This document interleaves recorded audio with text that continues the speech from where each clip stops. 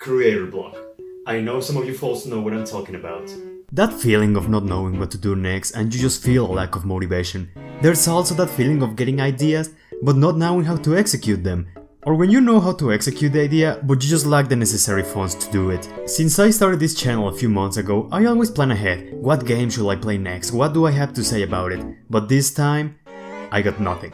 No idea on what to do next. Slightly before I uploaded my Splatoon 2 video, we got the Super Smash Bros. Ultimate Direct, and it was hype as fuck. Like seriously, look at all these characters, look at all this content. A Rathalos from Monster Hunter? I never saw this coming. Luigi's dead, this is honestly terrifying. King K. Rool was the peak of hype for me.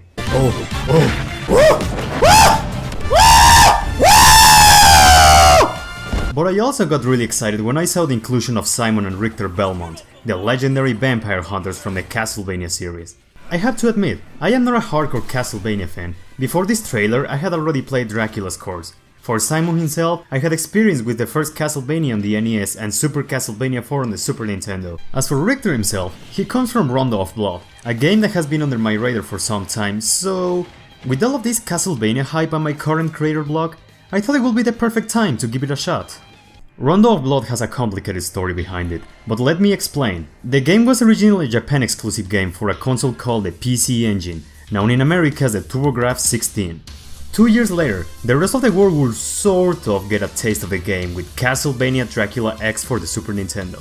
And as far as my knowledge goes, fans consider this version to be considerably inferior, stripping away many elements that made the original a great game. I cannot attest for that because I have never played it. Moving on.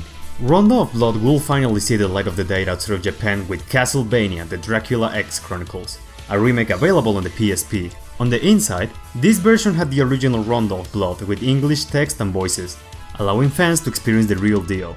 And finally, the game was also made available on the Wii Virtual Console, but...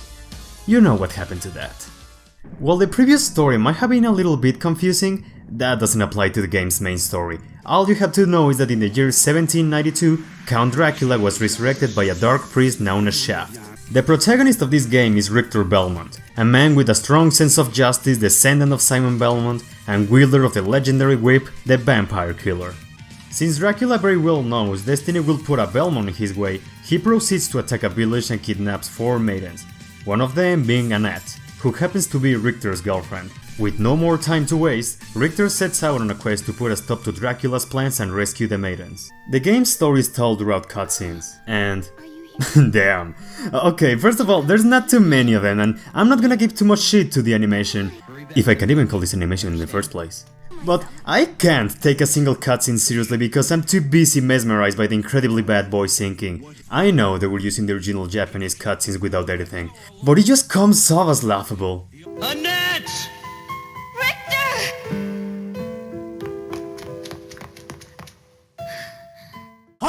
But with that out of the way, how about we get to play the game?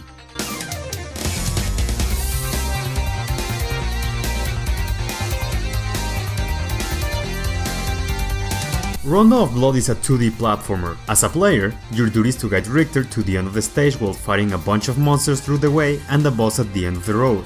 As means of defense, Richter holds the Vampire Killer, a whip that can only aim in one direction but has long reach and good attack. To supplement this, Richter can find some weapons to add to his arsenal. These weapons cost hearts, which you can pretty much find everywhere on a level. And for the cost of many hearts, Richter can unleash the power of a sub-weapon and perform an Iron Crash, a devastating attack that can wipe out all the enemies on screen or deal a great amount of damage to a boss. Richter himself controls very well, his moves are very smooth and responsive, your jumps have a lot of flow put into them, in addition to having a flashy backflip. This thing is awesome. More than just being a lifesaver and a means to avoid attacks with style, it also helps me to traverse certain areas faster. Throughout the years, the series has been very well known for being insanely difficult.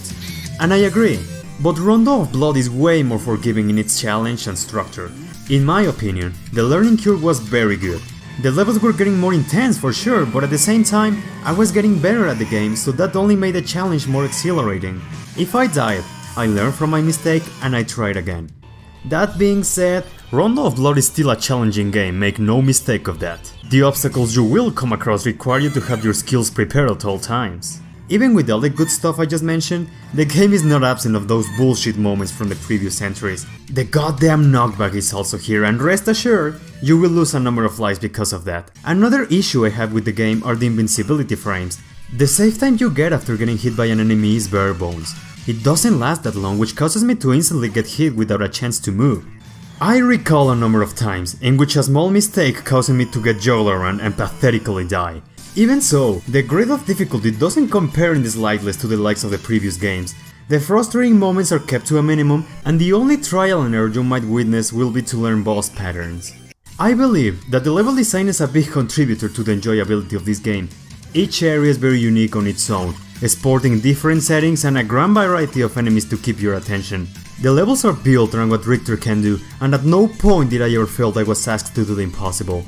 A feature I really love about this game and made the level design more interesting was the chance to find alternate paths. It was more than an alternative to reach my goal. They made me experience new challenges, and some others will lead me to a different boss or a different stage. This effectively encouraged me to replay the levels and experiment with the layout to find different routes. Some of them can be a little bit cryptic though. At not a single moment did it cross my mind to jump on these holes, but on a revisit I accidentally fell there, and to my surprise it was a route to reach an alternate stage where I can rescue one of the maidens. Hidden within certain levels you can find one of the 4 maidens that Dracula kidnapped. As far as my knowledge goes, the only purpose the maid serves is to... What's going on? What's up, Lewis? Well? What are you doing on my TV? Oh, nothing. Just wanted to check up on you, see how you're doing. Oh, I was reviewing Castlevania Rondo of Blood when you interrupted me. Yo, I love Castlevania Rondo of Blood for the PC Engine! I know, right? It has a lot of good stuff going on for it. I was just talking about the matter of rescuing the maidens. Oh, right. Just, yeah, keep talking about it. Pretend I'm not here. It's fine. Right.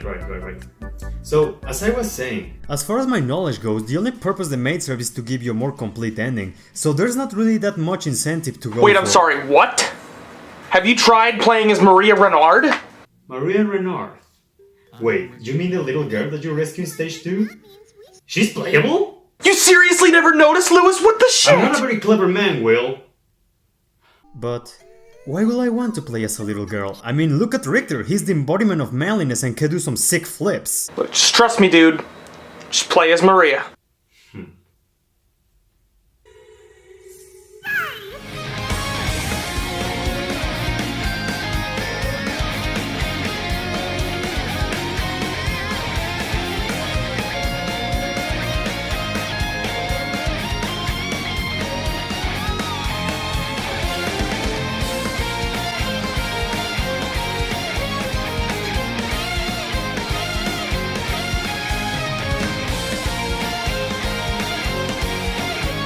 Maria is fucking awesome, man! I told you.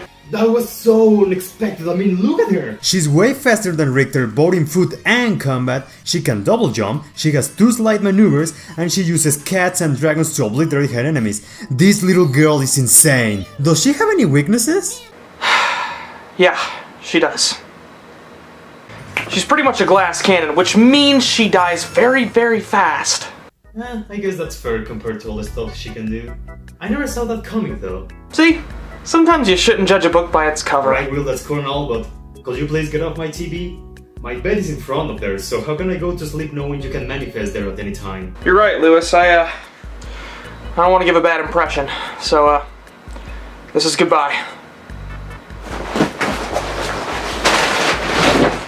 Goodbye, man.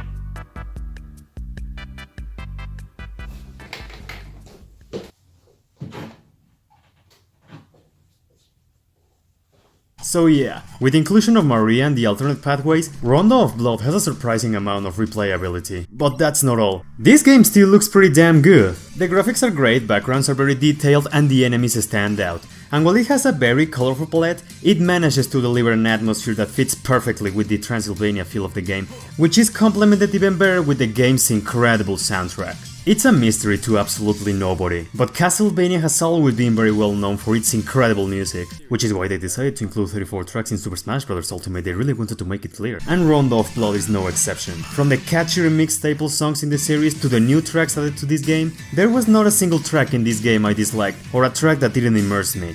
Good stuff. As a non-hardcore Castlevania fan, I can easily see why many consider this to be the best in the classic series. It's not even a very long game, my first run only took like 3 or 5 hours.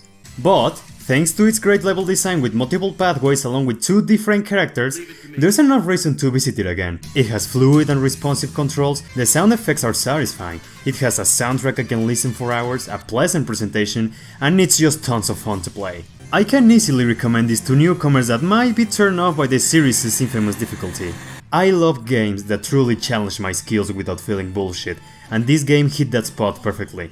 Because of all that, Rondo of Blood is easily my favorite classic Castlevania game. The Vampire Hunter. Maybe I should get to play the Metroidvania game someday.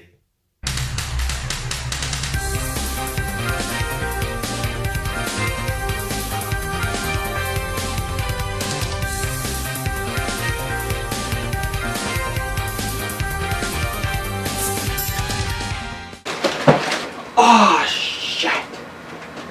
That really hurt.